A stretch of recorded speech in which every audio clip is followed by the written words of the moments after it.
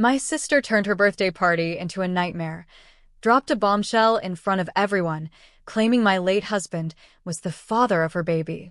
Then, she demanded $100 million from my inheritance. But just as she thought she had won, my phone rang. I answered, listened, and then looked straight at her. Her face turned pale, because the truth was more dangerous than she ever imagined. Life has a way of changing in an instant. One moment, you think you have everything figured out, the love of your life, a stable career, a future full of dreams. And the next, you're standing alone in a house that feels too big, surrounded by memories that no longer belong to the life you're living. That's what happened to me. My name is Emma Carter, and 6 months ago, I lost my husband, Daniel. Daniel was everything to me. We had been married for 7 years, building a life together in Austin, Texas. He was charming, intelligent, and kind. We had our share of struggles, like any couple, but I never once doubted his love. He worked as a business consultant, traveling frequently but always making time for me when he was home.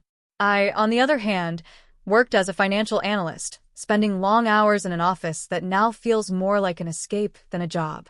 I can still remember the morning it happened. I had woken up early, made coffee, and was preparing for a meeting when my phone rang. It was a number I didn't recognize. Something inside me hesitated before I answered. Mrs. Carter? The voice on the other end was calm, but professional. This is Dr. Anderson from St. David's Medical Center. I'm so sorry, but we have some difficult news. I don't remember much after that. Just fragments, rushing to the hospital, seeing Daniel lying motionless, the doctor explaining that he had suffered a sudden heart attack. No warning, no chance to say goodbye. Just like that, he was gone. The first few weeks were a blur of funeral arrangements, paperwork, and sleepless nights. My parents, Richard and Diane Carter, stepped in to help, but their support came with conditions. They insisted on handling the details, making decisions for me as if I were incapable of thinking for myself. Emma, honey, don't worry about a thing, my mother had said, patting my hand at the funeral home. We'll take care of everything. You just need to rest. Rest? How could I rest when my entire world had just collapsed? But I let them take control because at that moment I didn't have the strength to fight. In those dark months, I found solace in a grief support group that met every Thursday evening at a local community center. Sitting in a circle with strangers who understood my pain was the only thing that kept me grounded. Some days, I wake up and forget he's gone. I admitted during one session, my voice barely above a whisper. For a few seconds, everything feels normal, and then it hits me all over again. A woman named Marianne, who had lost her husband 3 years ago, reached over and squeezed my hand. That feeling doesn't go away, sweetheart. But over time, the pain changes. It won't always feel this sharp. I wanted to believe her. Despite everything, I forced myself to keep going. Daniel had left me well provided for, our house in the suburbs, a lake house in Florida, and a large trust fund. I could have quit my job, but the thought of sitting alone in an empty house all day made my skin crawl. Instead, I switched to part-time work just enough to keep my mind occupied. For the first time in years, my parents started paying attention to me. Growing up, I had always felt like the second choice. Lily Johnson, my younger sister, had been their golden child. She was the spontaneous one, the one they doted on. I was the responsible one, the one who got good grades, followed the rules, and never asked for too much. After Daniel's death, my parents started inviting me over every weekend. Sunday dinners became a routine. My mother would cook her famous roast chicken, my father would ask about my job, and for a little while, I felt like I mattered to them. Then Lily came back. It had been almost a year since I had last seen her. She had been living in Los Angeles, bouncing between freelance writing gigs that never seemed to last. When she showed up at my parents' house one evening, she was 8 months pregnant. I remember standing in the doorway, watching as my mother practically pushed me aside to pull Lily into a hug. "Sweetheart, look at you. You should have told us you were coming." Lily smiled, resting a hand on her swollen belly. I wanted it to be a surprise. And just like that, I was invisible again. Everything became about Lily. Her pregnancy, her cravings, her baby registry. My parents fussed over her like she was the most precious thing in the world, and suddenly, all the attention they had been giving me disappeared. "Are you excited about the baby?" I asked her one evening, trying to make conversation. She shrugged. "Yeah, I guess. It's a lot to think about, but I'll figure it out." I hesitated before asking, "And the father?" Her expression darkened. "That's my business, Emma." I should have known then. I should have seen the warning signs, the way she avoided the topic, the way my parents brushed off my questions. But I was too caught up in my own grief to dig deeper. Then, a few weeks later, Lily called me.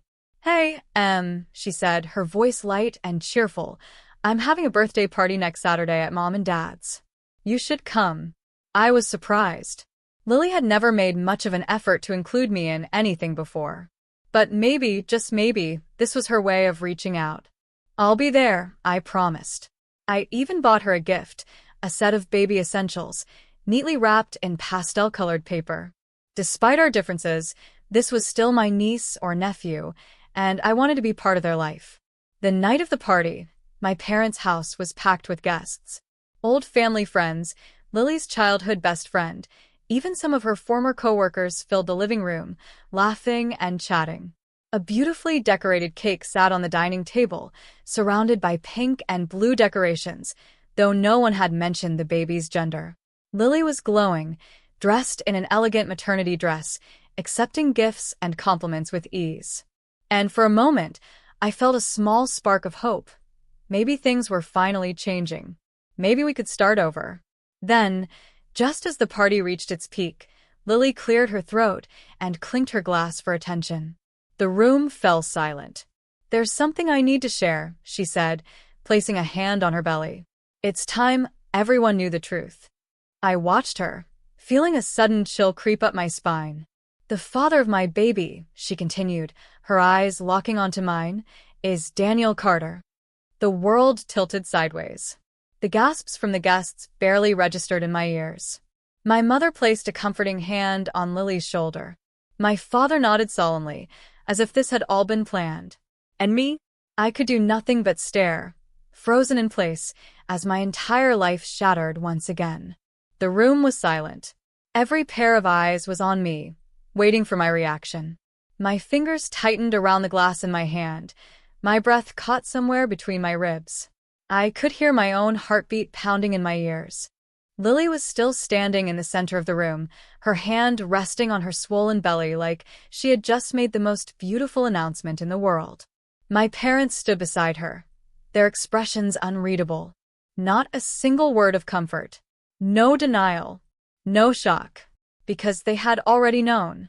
I felt like the air had been knocked out of my lungs. My mouth opened, but no words came out. I couldn't speak. I couldn't move. My mind was struggling to catch up with what she had just said. Daniel? My Daniel? The man I loved, the man I had buried, the man I had spent nights crying over? He had been sleeping with my sister? The whispers started almost immediately, spreading through the crowd like wildfire. Someone near me let out a quiet, "Oh my God." Another guest muttered, "This can't be real." But it was real. And the worst part? My parents weren't even surprised.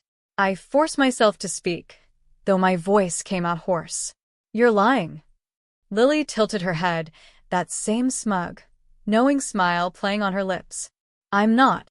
She reached for her phone and, with a few taps, held it up for me to see. There they were. The pictures.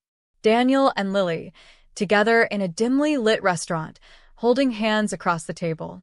Another photo of them in a hotel room, his arm wrapped around her waist. Messages, dozens of them. "I can't wait for our life together. We'll tell her soon. You and our baby are all that matter to me." I felt like I was going to be sick. I turned to my mother, desperate for some kind of explanation, for some reassurance that this was all some horrible joke. "You knew." My voice cracked. She had the nerve to look guilty, but she didn't deny it. "Emma, sweetheart." I stepped back. "How long?" My father cleared his throat, speaking in that calm, business-like tone he always used when discussing uncomfortable matters. "Daniel confided in us about 8 months before he passed." 8 months. So they had stood by my side at the funeral, comforting me, accepting my money every month, pretending to grieve with me, all while knowing that my husband had been cheating on me with my own sister. "You're all disgusting," I whispered. Lily sighed dramatically, as if she was already tired of my reaction. "Emma, come on. You were miserable. Your marriage was already falling apart. Daniel and we found happiness. Isn't that what matters? Happiness?" She had destroyed my marriage, humiliated me in front of an entire room full of people, and now she had the audacity to talk about happiness? I had heard enough. My hands were shaking as I set my untouched drink down on the table and grabbed my purse. "I'm done." I turned to leave, pushing past the stunned guests. My mother called after me, but I didn't stop. I couldn't. The drive home was a blur. I barely remembered pulling into my driveway, barely registered the moment I stumbled into my house and locked the door behind me. The moment I was alone, the weight of everything hit me all at once. I collapsed onto the floor, gasping for breath as sobs tore through me. My body shook so violently that it felt like I was breaking apart from the inside out. I don't know how long I stayed like that, curled up on the cold hardwood floor. But at some point, my sobs quieted, leaving me in the silence of my betrayal. I had lost everything. The husband I loved. The family I thought I could trust. The last shred of stability I had been holding on to. And as if things couldn't get any worse, the next morning, Lily called me. I nearly let it go to voicemail, but something inside me told me to answer. "Emma," she said, her voice dripping with fake sweetness. "I know last night was a lot for you, but I hope you're ready to talk like adults now." I swallowed the bitter taste in my mouth. "There's nothing to talk about." "Actually, there is." Her voice shifted, turning cold. "Since Daniel is the father of my baby, that means I'm entitled to half of everything he left you." A sharp, disbelieving laugh escaped me. "Excuse me?" "You heard me," she said, completely serious. "Half of the $100 million estate, the Florida lake house, the trust fund. All of it. My baby deserves what's rightfully his." I felt rage boil in my chest. "Are you out of your mind? You really think you can steal from me?" She sighed as if I was the one being unreasonable. "It's not stealing, Emma. Legally, my child is Daniel's heir. I've already talked to a lawyer. Either you split everything fairly, or I take you to court and let a judge decide." I gripped my phone so tightly my fingers hurt. "You won't win," I snapped. "We'll see about that," she said smoothly. "But just so you know, Mom and Dad are fully supporting me on this. They want what's best for their grandson. So, if you were thinking about fighting me, just know you'll be fighting them too." I clenched my jaw. Of course, they were on her side. "Do whatever you want, Lily," I said through gritted teeth. "But I promise you this, you're not getting a single penny from me." She let out a soft, mocking laugh. "Oh, Emma. You always were so naive." "We both know that money was meant to be mine. If you don't give me what I want, I'll make sure you regret it." I hung up on her. My hands were trembling as I set my phone down. This wasn't over. Not by a long shot. And for the first time since Daniel died, I felt something other than pain. I felt fury. Lily wanted to take everything from me? Fine. Let her try. She had spent her life getting away with everything because my parents always cleaned up her messes. But not this time. I wasn't going to be the weak, grieving widow they all expected me to be. I was going to fight, and I was going to win. I spent the next few days in a fog of rage and disbelief. Every time I closed my eyes, I saw Lily's smug face, the way she had stood there in front of everyone, rubbing her betrayal in my face. And now, she wanted to take what was mine? No. I wasn't going to let her. The calls started almost immediately. My parents. Lily. Their lawyer. I ignored every single one. I wasn't about to let them drag me into their twisted game. But then, the official lawsuit arrived in the mail. A thick envelope, heavy with legal documents. Lily wasn't bluffing. She was suing me for half of Daniel's estate. I sat at my kitchen table, staring at the papers. $100 million. The Florida lake house. The trust fund. She wanted it all. The entitlement was staggering. It wasn't enough that she had taken my husband. Now she wanted to strip away everything else Daniel had left me. I knew I needed help. That's when I found Robert Hayes, a top inheritance lawyer with a reputation for tearing apart false claims in court. When I met with him in his office, he was direct and to the point. "Miss Carter," he said, flipping through the lawsuit, "your sister is making a strong claim based on the idea that her child is Daniel's legal heir. In these cases, courts are often sympathetic, especially when there's a child involved." I stiffened. So, what are you saying? That I could actually lose this. He sighed. It depends on the evidence. Right now, her claim looks strong because she has text messages, photos, and he tapped the document, the unwavering support of your parents, who are willing to testify that Daniel wanted to be with Lily. I felt my stomach churn. My own parents, my own blood, ready to stand against me in court. Then I need to find something stronger, I said, my voice steady despite the storm inside me. Robert leaned back in his chair, studying me. "If you can prove her child isn't Daniel's, her entire case falls apart." I clenched my jaw. "How do I do that?" "A DNA test," he said simply. "But Lily would have to agree to one. And given how confident she is, I doubt she will." I knew he was right. Lily would never willingly let me prove her baby wasn't Daniel's. She was counting on the assumption that no one would question her story. That's when I got the call. A blocked number.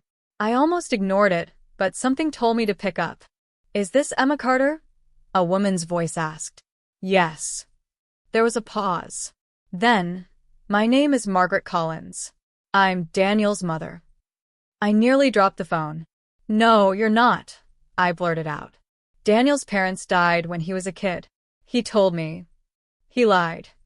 Her voice was bitter. "I was at the funeral. I saw you." I wanted to introduce myself, but I didn't know how. I gripped the phone tighter. "Why are you calling me now?" "Because I heard about what your sister is claiming," she said, her voice sharp. "And because I can prove she's lying." I barely managed to whisper, "How?" There was a long pause before she spoke. "Daniel was sterile." My breath caught. "What?" "He was tested at 26 years old. The doctors said he had zero chance of having children." Everything inside me went still. My years of fertility treatments, the doctors telling me the problem was with me. All of it had been a lie. Margaret sighed. "I have his medical records from Boston General Hospital. They're official. They prove Daniel could never have fathered your sister's baby." My mind was spinning. This was it. The proof I needed. If Daniel was sterile, Lily's entire case would fall apart. I met Margaret the next morning at a small cafe downtown. She was a tall, elegant woman with Daniel's eyes. I could tell she had been through a lot, but there was a quiet strength about her. She slid the envelope across the table. "This should be enough to prove she's lying." I opened it with shaky hands. The documents were real. Daniel Carter. Medical examination. Complete sterility.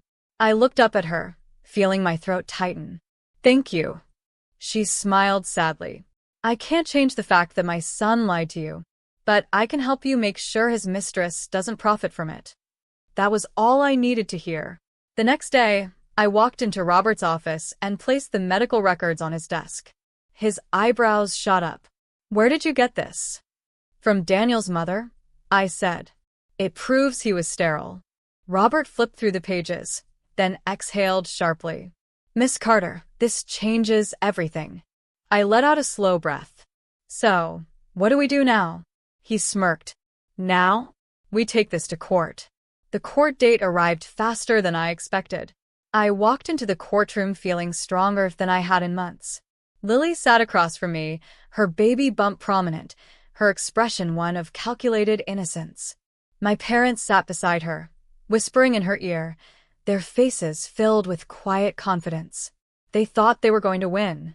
They had no idea what was coming. Lily's lawyer started first, presenting her case. He spoke about how Daniel and Lily had been in love, how they had planned a future together, how the baby was Daniel's rightful heir. Then it was my turn. Robert stood up. "Your Honor, we have evidence that disproves everything Miss Johnson has claimed." He handed over the medical records. The judge's expression didn't change as she read through them. But when she finally looked up, I knew. Lily's smug expression faltered. Her lawyer immediately objected, claiming the documents were fake. That's when Robert stood up again. Your Honor, we request a court-ordered DNA test to confirm paternity. Lily froze. Her hands gripped the table.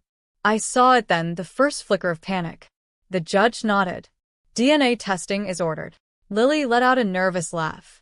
That's not necessary. But it was too late. The walls were closing in on her, and she knew it. She had spent her life lying her way out of trouble, manipulating our parents, always getting what she wanted.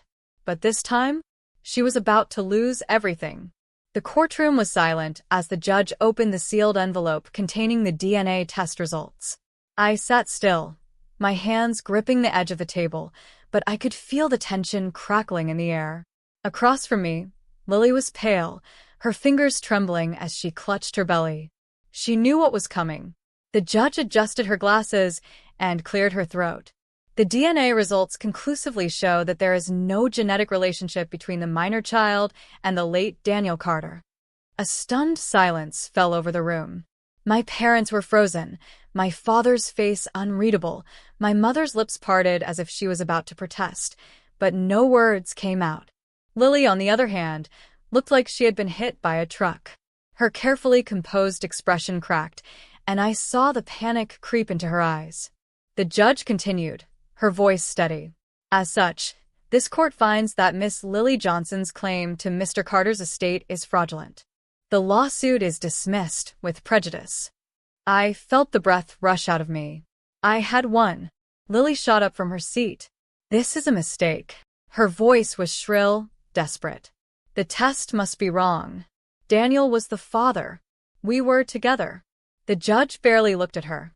The test is conclusive. If you dispute the results, you may seek further legal action, but as it stands, you have no claim to Mr. Carter's assets. Lily turned to my parents, her voice breaking. Mom? Dad? Say something.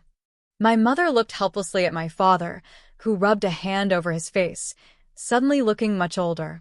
For the first time, I think he realized just how deep Lily had dragged them into this mess. Lily, my father said, his voice unusually soft. We didn't know. Lily shook her head wildly, tears streaking down her face. No. You believed me. You were supposed to stand by me. I almost laughed at the irony. She had spent her entire life relying on our parents to clean up her messes. But this time, they couldn't save her. Her lawyer whispered something in her ear, probably telling her to calm down, but she wasn't listening. She turned her fury on me, her face twisting into something ugly. You did this, she spat. You couldn't stand the thought of me being happy, could you? I stood up slowly, looking her dead in the eye. No, Lily. You did this to yourself. She let out a bitter, broken laugh. You think you've won? You think you're better than me? I didn't answer. There was nothing left to say. The bailiff called for order, and the judge made her final ruling. The case was closed. Lily had lost. Outside the courtroom, my parents approached me. My mother's eyes were red, pleading. Emma, sweetheart, we didn't know. I shook my head. You did, Mom. Maybe not about the baby, but you knew about Daniel and Lily. You let me cry on your shoulders, you took my money, and you still stood by her. Tears welled in her eyes. We made a mistake. We were just trying to protect the family. I let out a small, humorless laugh. Family? You protected Lily. You always did. My father sighed, looking exhausted. We just want to fix this. I met his gaze and felt nothing. Not anger, not sadness, just emptiness. There's nothing left to fix. I pulled out my phone and, without hesitation, blocked their numbers. Right there in front of them. My mother gasped, but I turned away and walked out of the courthouse. I was done. For the first time in my life, I was truly free. The weeks that followed were quiet, peaceful. I ignored the dozens of messages from distant relatives, the half-hearted apologies from people who had once sided with Lily. I didn't care. I had no family anymore, and I was fine with that. One evening, I met Margaret Collins at a small cafe, the same place we had first spoken. She smiled as I sat down, her expression warmer than before. You did it, she said. I nodded. I did. She took a sip of her coffee, watching me carefully. So, what now? I let out a breath. I hadn't really thought about that. For so long, I had been fighting, surviving. Now, for the first time, I could actually start living. I think I'm going to take that trip I always talked about. I smiled. Italy. I've always wanted to go. Margaret's smile widened. That sounds like a wonderful idea. As I sat there, drinking my coffee, I realized something important. I had lost my family, but I had gained something better. A new beginning. A new family, one I chose. And for the first time in a long time, I felt at peace.